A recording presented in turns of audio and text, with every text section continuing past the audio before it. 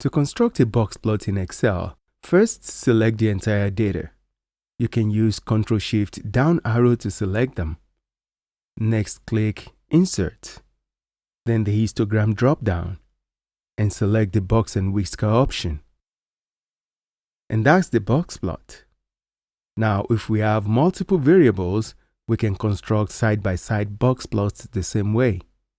I'll click on the label for the first column, Ctrl-Shift right arrow to select all the labels, then Ctrl-Shift down arrow to select the entire data. Click Insert. Click the histogram drop-down, select box and whisker, and we have the side-by-side box plots. Since all the box plots are above 20, I can set the minimum value to 20 by double-clicking on the vertical axis here and changing the minimum value to 20. Enter. And to display the labels, I can click the plus button to the right of the chart here and select Legend. And that's it. Thanks for watching.